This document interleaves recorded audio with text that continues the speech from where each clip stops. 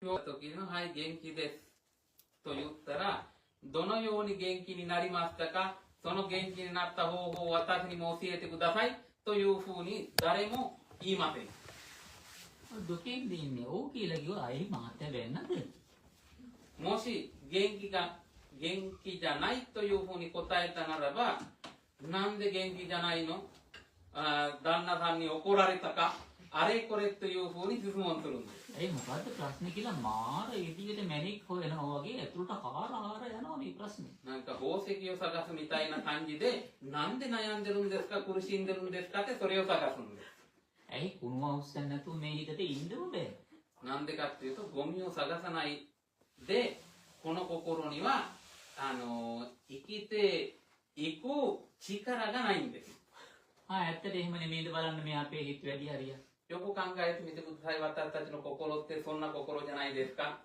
එහෙම හිතක් නේද මට තියෙන්නේ කියලාවත් අඩු ගානේ අපි දන්නවද そのような心を持ってるかということさえも私たち知ってるか එහෙනම් ඉස්සෙල්ලා දැනගන්න ඕනේ මගේ හිත කොයි වගේ හිතක්ද කියලා だから最初に自分の心はどのような心であるかということを知るべきです ඒකනේ අර බුදුහාඳුරු බද්ද වර්ගයේ කුමාරවරු 30 දෙනෙකුට කිව්ව අනුන් ගැන හොයන්න එපා තමන් ගැන හොයන්න කියලා だから当時大阪様はね王子様30人に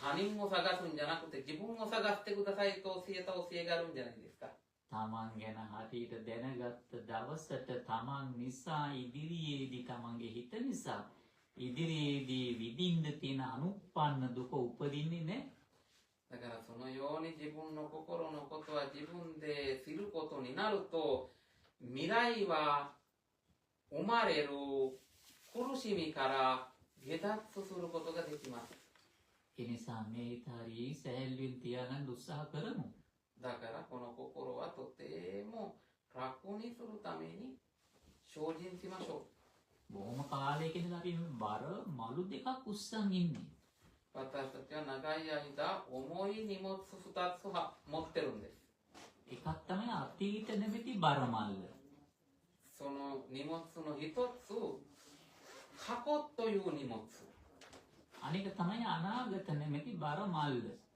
もう一つ未来という荷物ですとても重いです ඔය අතීතේ අනාගතේ නෙමෙයිද වැඩි හරියක් මේ හිත කැරකෙන්නේ 私たちの心は過去か未来で動いてるんじゃないですか අතීතයක ගොඩාක් දුක් වෙනවා පශ්චාත්තාප වෙනවා 過去のことでとっても悩んでるんです හැබැයි අතීතයත් එක්ක සතුටු වෙන්න පුළුවන් ගොඩාක් දේවල් තියෙනවා でも過去で喜ぶことができることはたくさんあります නමුත් අර සතුටු වෙන්න තියෙන දේ පැත්තකට දාලා දුක් වෙන්න තියෙන දේම අවසර ගන්න でもその喜ぶことができるものを全て捨てて悩むべきことをいつも観察するんです考えるんです අනාගතය ගැන ගොඩාක් සතුටු වෙන විදිහට අපිට සැලසුම් හදන්න පුළුවන් මනස බලාපොරොත්තු 未来はどうすれば楽になるかというふうに計画を立てることができます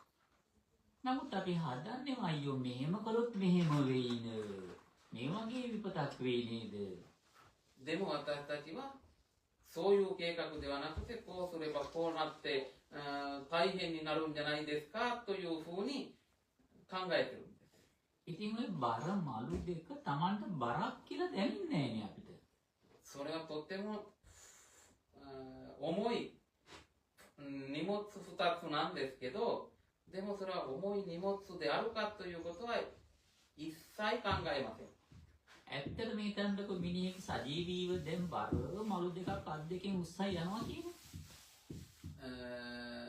本当に考えてみてください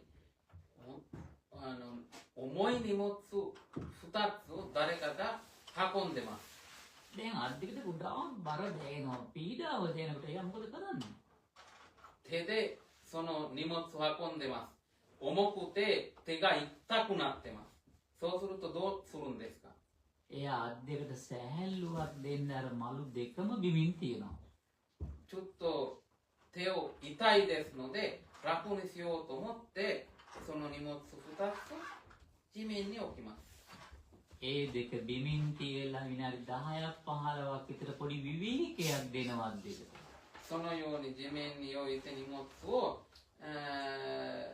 5分10分ぐらい休みます。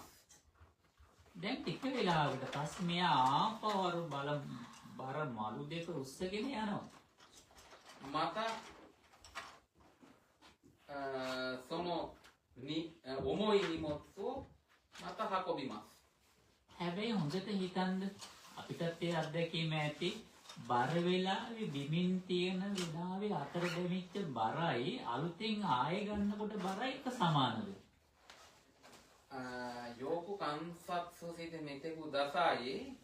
重くなって、地面に置くときに感じた重さと10分ぐらい休んでからまた持つときに感じた重さはどうですか？ මං කියපු එක තේරුණාද? අපි කියපු එක 今言ったこと分かったかな？ බිමින් තියන්න ඔන්න මෙන්න තීදිලේ හරි බරයි දැන් අත් දෙකට වෙහෙසයි පීඩාව. 疲れて荷物が重くて大変になってる時のに感じた重さと හැබැයි අපිට දැනෙන්නේ මලු දෙක බර වැඩි කියලා.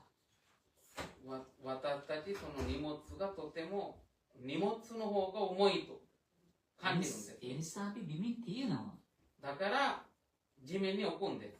විනාඩි 10කට 15කට පස්සේ ආපහු අත් දෙකට ගන්නකොට අර බිමින් තියෙන වෙලාවේ තිබිච්ච බර දැන් දැනෙන්නේ නැහැ. でも10分ぐらい、休んでまたその荷物を取ろうとした時にあんまり重くないように感じるんです。 දැන් මට කියන්න අර මලු දෙකේ බර අඩු වුණාද කියලා? බඩු අයින් කළාද? 答えてください。荷物地面に置いた途端になんか荷物の重さが減ったんですか？ නෑ බර අඩු කළේ නෑ. いいえ、減ったわけではありません。 හැබැයි ඒක උස්සන් හිටපු අත් දෙකට සැහැල්ලුවක් දුන්නා විවේකයක් දුන්නා. でもそれを持ってた手が楽になりました。暇になりました。静かになりました。 ඒ වගේම අපිට බර තියෙන වැඩි හරියක් ඔළුවට දැනෙන්නේ මේ බර මොළයට හිතට. だからその重さというのは心で感じるものなんですよ。頭で感じるものです。 ඒ නිසා ඒ බර ආවේ කොහෙන්ද? අතීත නැමැති මල්ලෙන් සහ අනාගත නැමැති මල්ලෙන්. その重さはどこから来たかというと、過去という荷物と未来という荷物から出たものなんです。 ඒක බරයි කියලා දැනුණට පස්සේ චුට්ටක් අතීතේ පැත්තකින් තියන්න. それは重いというふうに感じた時には過去という荷物をちょっと地面に置いてください。 අනාගතය ගැන මේ ලත වෙවි බයෙන් ඉන්න ගතිය චුට්ටකට පැත්තකින් තියන්න විවේකයක් දෙන්න මනස. 未来について生まれるその恐怖という重さをちょっと地面に置いてください。 මේ මොහොතේ හිතගෙන දැන් බලන්න මට මොකද වෙලා තියෙන්නේ කියලා. この瞬間が自分の心はどのようになっているかということを観察してみてください。 දැන් මගේ හිත අතීතේත් නෑ අනාගතේත් නෑ. 私の心は過去でもない未来でもない。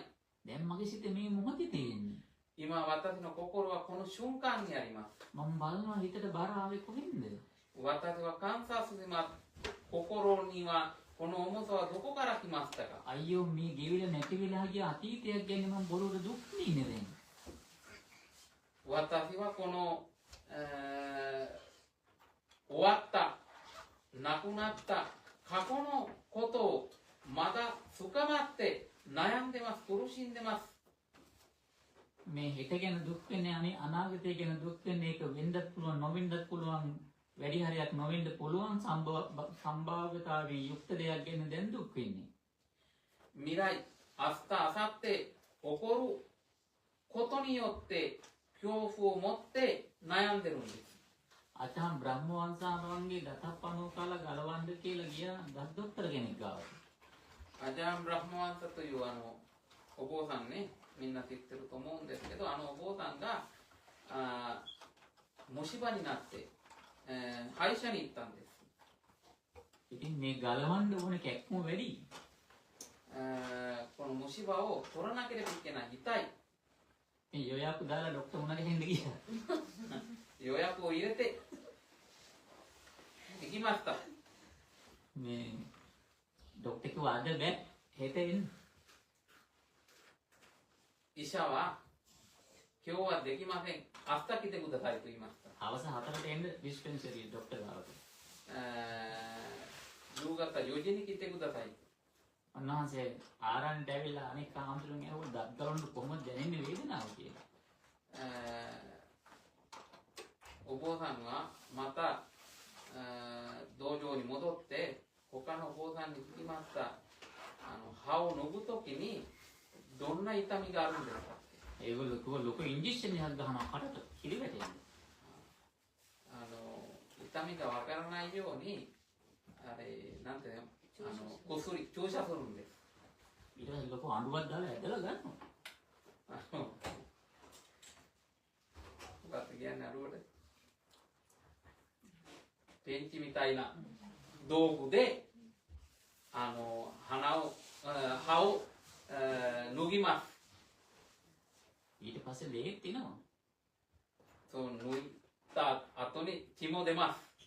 දැන් මුන්වහන්සේ හරියට と බය 答えた වුණා. ගොඩක් බය වුණා හාමුදුරුවෝ.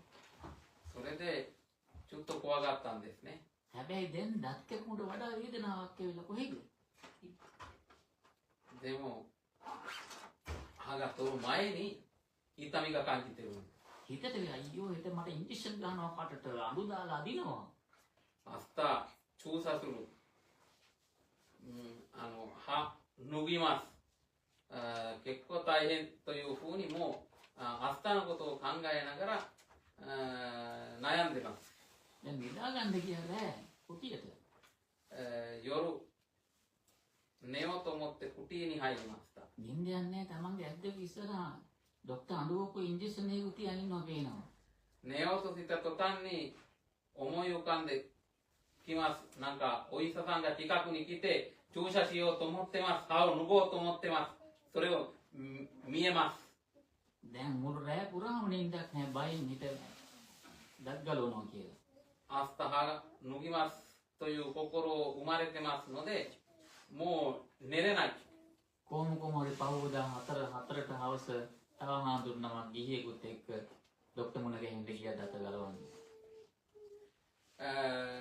なんとか次の日になって、夕方4時に医者のところに行きました。歯医者に行きました。 ඈතදීම දැක්ක ඩිස්පෙන්සරි ඉස්සරහ කවුරුවත් නැහැ වාහනත් නැහැ. 歯医者に行くときに遠くから見ました。歯医者には誰もいません。車も止まってない。 ඒකේ දොරේ ගහලා තිනවා හදිස්සි හේතුවක් නිසා සමාවෙන්න අද ડોක්ටර් එන්න හම්බ වෙන්නේ නැහැ කියලා. 看板貼ってます。今日は別な用事ができて、急な用事ができて、今日は歯医者が閉まってますと。 ඔන්නාන්ට හරි සතුටුයි දැන්. もうそれを見た途端に喜びが生まれました。 හැබැයි ඔන්නාන්සේ කියනවා බලන්නකෝ ඊයේ ඉඳන් මම හෙට විඳින්න තියෙන දුකක් ගැන දුක් වුණානේ. それでお坊さんが言います。見てください。私は明日感じる苦しみを観察しながら昨日一晩中悩んでました。 දැන් අපේ හිත එහෙම නෙමෙයිද? 私たちの心ってどんな心、そんな心じゃないですか。 අතෙන්ට ගියාම මෙහෙම වෙයි අර මෙහෙම කියයි මේක මෙහෙම වෙයි කියලා මහා අස්ථාන බියක් ඇති වෙනවා හිතේ. あっちに行ったらこうなります、こっちに行ったらこうなりますという風な恐怖を持って苦しんでる。 හැබැයි ඒ මොහොතට ආවට පස්සේ අර හිතන් හිටපු අස්ථාන බිය මොකක්වත් නැහැ. でもそっちに行ったらこっちに行ったら思ってた恐怖がなくなります。何のこともありません。 නිසා මේ හිත අපිට හැම වෙලෙසම බයට හේතු කාරණා හදලා දෙනවා බොරුවට. だからこの心というのはいつも恐怖がないのに恐怖を救ってくれる。 අපි දැන් කල්පනා කරන්න ඕනේ ඔබ මෙච්චර කාලය සංසාරේ මට නැති බියක් පෙන්නවා.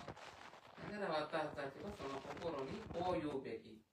お මම 前がこの輪廻転生の中でない苦しみ、恐怖をある恐怖として見せますと。 උඹ හරියට විද්‍යාකාරයෙක් වගේ. お前がなんというんですか、魔法がやってる人みたい。マジックというんですか。 සසර පුරාවටම මට මවල පෙන්වෙන්නේ නැති දේවල්. この輪廻転生の中でないものをあるものみたいに見せました。 කොහොමද මවල පෙන්වුවේ උඹේ කියලා? どのように、救って見せたんですか。 ඔන්න ඔය ඇඟ උඹේ. その体はあなたのものを、 මේ ඉන්නේ උඹේ මං පිරිමියා ස්වාමියා. この人はあなたの旦那さん、奥さん。 මතක තියාගනින් තව මෙයාට එළියුත් එක්කෙනෙක් දෙන්නෙක් ඉන්නවා. よく覚えておきなさい。他にもこの旦那さんに他の女がいる、奥さんにも他の男がいる。 ඒක කියන්නේ හිත නේ. それも心が言ってるんですよ。 මේ උඹේ ස්වාමි දියණිය.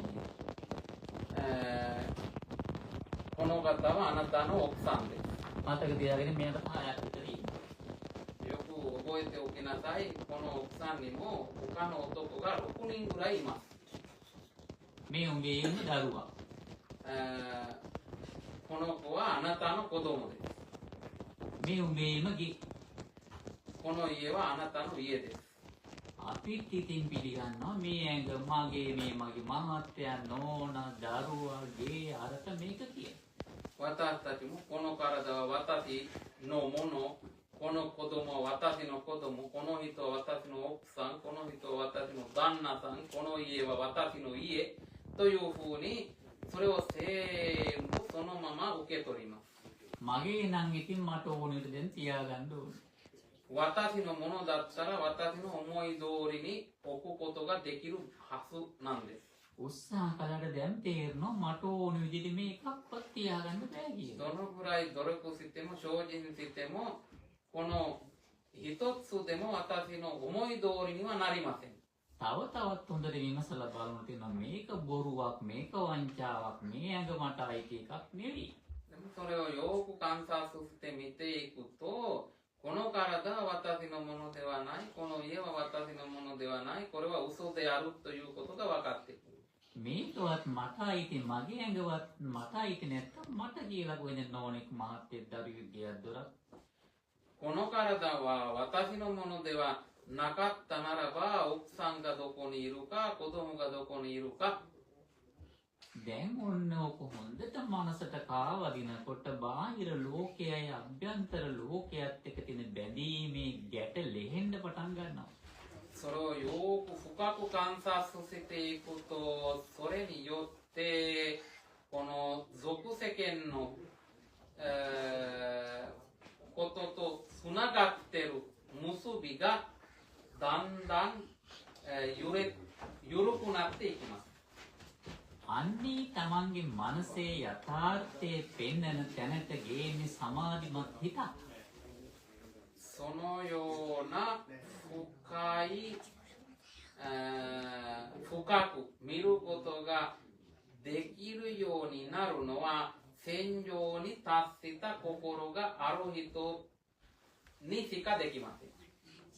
ඒ සමාධි හිත හොඳට වැඩෙන්න තේරෙනවා සංස්කාර සියල්ල අනිත්‍යයි දුකයි අනාත්මයි. この戦場の心がだんだん育てていくことによって形成されたものは全て無常であるということが分かってきます。 මේ සියල්ල මගේ මට අයිති කියලා මේ ගමනාවේ අවිද්‍යාවයි තණ්හාවයි නිසා කියලා වැටෙන්න පටන් ගන්නවා. この全て私のものがであるというふうに深まってたのは無明があったから、欲があったからということが分かってきます。 දැන් ක්‍රමක්‍රමයෙන් අවිද්‍යාව අඳුර පහ වෙලා යන්න පටන් ගන්නවා. その無明という暗闇がだんだんなくなっていきます。 බැඳීම් තෘෂ්ණා ආසා කිරීම අඩුවේගෙන යනවා. 欲がだんだん少なくなっていきます。 හැබැයි මේක කයින් ඈත් වීමක් නෙමෙයි මනසින් ඈත් වීමක් තියෙනවා. でもそれは体で離れるわけではなくて心から離れていくことになる。 ගෙවල් දාලා පවුල දාලා යන්නව නෙවෙයි. 家を捨てて家族を捨てて出ていくことではありません。 යථාර්ථයේ දැනගෙන ඒව ඇසුරු කරනවා පරිහරණය කරනවා. ありのままに見ながらそれぞれを使いながらそこで生きていきます。 ඔන්න ඔය විදියට බුද්ධංග ධර්ම වඩමින් ඉන්ද්‍රිය සංවරය ඇති කර ගනිමින් විදර්ශනා වඩමින් නිවනට ලං වෙනකොට අර බය නැති වෙලා යනවා අපිට. そのように七隠しを実践していく人の恐怖がなくなって少しずつ下脱に近づいていきます。 මේ වගේ බණක් බුදුහාමුදුරුවෝ සුබ්‍රහ්ම දෙවියට දේශනකොට このような教えをお釈迦様はスブラフマという先ほど言った神に教えるときに මෙයා අර දෙවගුණු 500ත් එක්ක සෝවාන් ඵලයටපත් වුණා. スブラフマという神と500人の女神さんたちが夜間になりました。 දැන් මෙයාට ඉදිරියේ නිරේට වැටලා විඳින්න තිබිච්ච දුකත් මේ මොහොතේ විඳින දුකත් දෙකම නිරුද්ධ වෙලා ගියා. その瞬間に将来地獄に落ちる恐怖と今心の中に生まれるすべての恐怖がなくなっていきます。 දැන් බුදුහාමුදුරුවෝ මහ ලොකු වීර්යයක් කරලා මෙයාව අපාය නිදහස් කළා නෙවෙයි. お釈迦様は努力してこの人をこの神を四悪種に落ちることから助けたわけではありません。 එයාගේ සිතේ රැවටීමයි පෙන්වුවේ. その神がどのように騙されてるかという自分の心に自分で騙されてるかということを教えただけです。 ඒ නිසා තම තමන්ගේ හිතේ රැවටීම දකින්න. だから個人個人で自分がどのように心に騙されてるかということを自分たちで確かめてみてください。確認してください。観察してみてください。 ඒ රැවටීම දැකලා දුක අවබෝධ කරගන්න. そのどのように騙されてるかということを理解してそこから下脱してください。 දුකට හේතුව තණ්හාව නිරුද්ධ වෙන විදිහට උත්සාහ කරන්න. その苦の原因である欲、渇愛をなくすために精進してください。 ඒ තණ්හාව ඔබේ හිතේ සම්පූර්ණයෙන් බැහැරුණොත් ඒක තමයි සසර දුක්ඛ නිරෝධය කියලා කියන්නේ. その渇愛はすべてなくなったらそれはサンサーラニローダというのは輪廻転生を滅することになります。 ඒ ගමනට සම්මා දිට්ඨියේ ඉඳලා සම්මා සමාධිය දක්වා ඇතුළත් වෙන අංග 8 ආර්ය අෂ්ටාංග මාර්ගයේ වඩන්න භාවනාවක් そのためにはその八正道を実践するべきです。